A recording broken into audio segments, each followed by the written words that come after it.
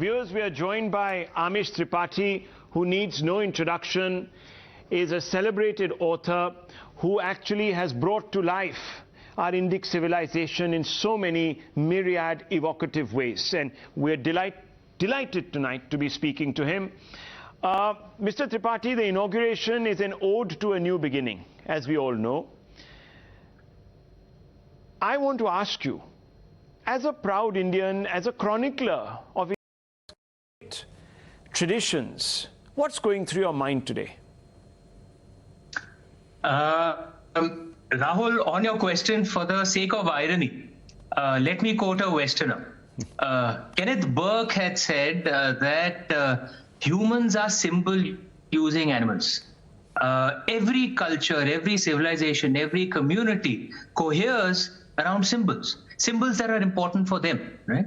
I'm living in the UK right now. In fact, I'm calling you from Cardiff, which is in Wales. It's a part of the UK. I'm on my book tour, my UK book tour out here for War of Lanka.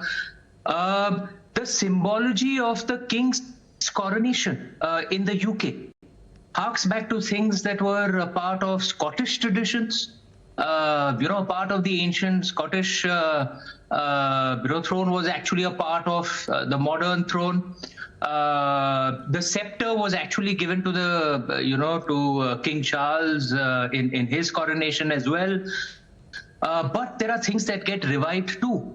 For the first time in 1,000 years, the language of Welsh, I am in Wales right now, the language of Welsh was actually used in the coronation. Welsh used to be oppressed, by English for 1,000 years. So an ancient tradition was revived in a way in the king's coronation. If you think about it, that's what is happening in India too. For many centuries, what was the traditional Rajabhisheka of our most ancient traditions would not be practiced, of course, at the times of the Turkic rulers or the European colonial rulers. And this is not to take away from any other tradition, but this is symbology that deeply connects to us Indians. I'm delighted that it has been revived. I'd studied in Tamil Nadu. And to be honest, I'd studied in Tamil Nadu, but I had not heard of Sengol out there. Many of my Tamilian friends hadn't heard of it.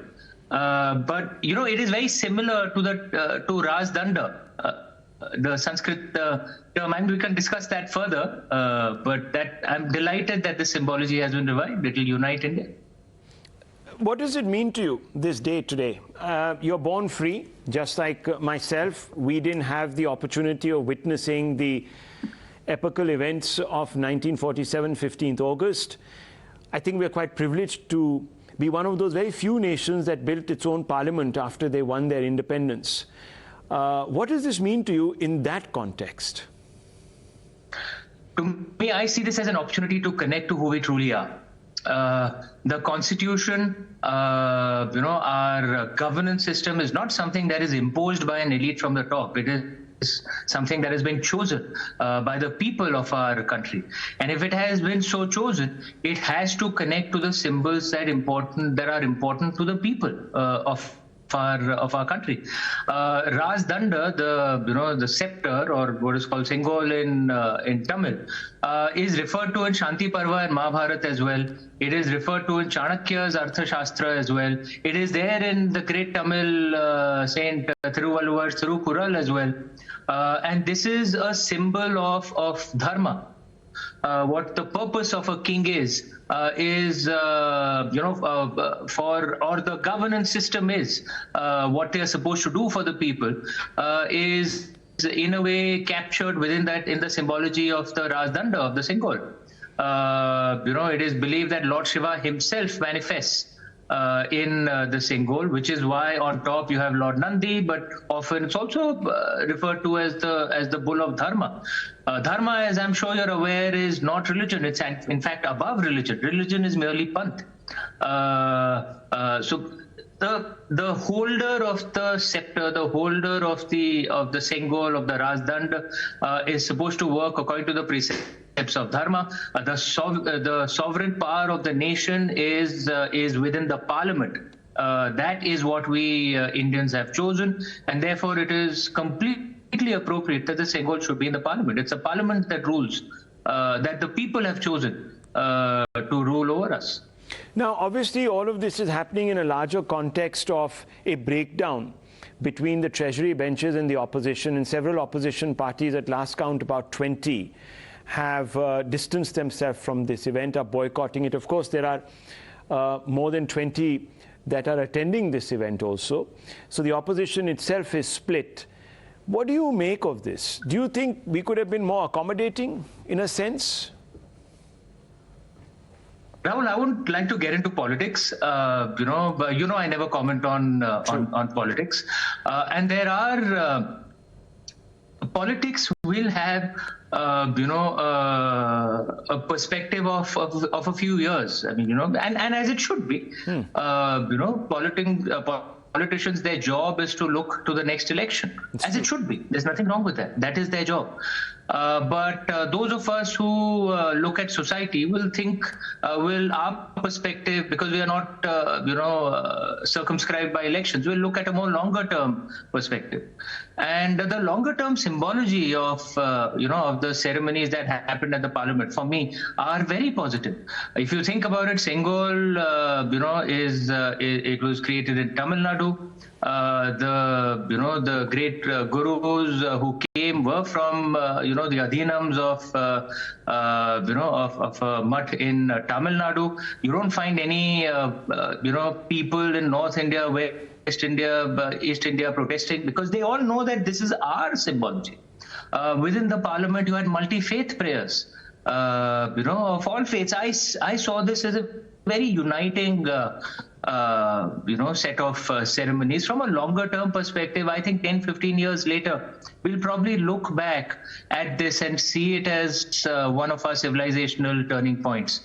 Politicians, and I have huge respect for Indian politicians. It's not easy being an Indian politician. We are a very complicated country. We are a very rebellious country. Among the most difficult people to manage are Indians. So I have huge respect for Indian politicians of all hues. But politicians have to do what they must. But we should look at from a longer term perspective. I see this as a very positive set of ceremonies for our nation and for our civilization. Viewers, of course, symbolism is important, but symbolism can turn out to be quite facile and empty, unfortunately, if it's not backed by actions. And whether it is a Sengol, Amish Tripathi, or it is any other ritual that is playing out, let's not forget that politicians must come to the table also. Do you see that happening anytime soon? I'm not making this political. I'm just talking about, I'm getting a view from an observer of India that somewhere along the line, I think there has been a bit of a disservice. Now, you can say, for example, and I don't mean to be disparaging, but let's say the opposition today decides to boycott. For whom are they speaking? Are they speaking for all their constituents? If so, are all their constituents on board? Have they backed this? Did they take a referendum?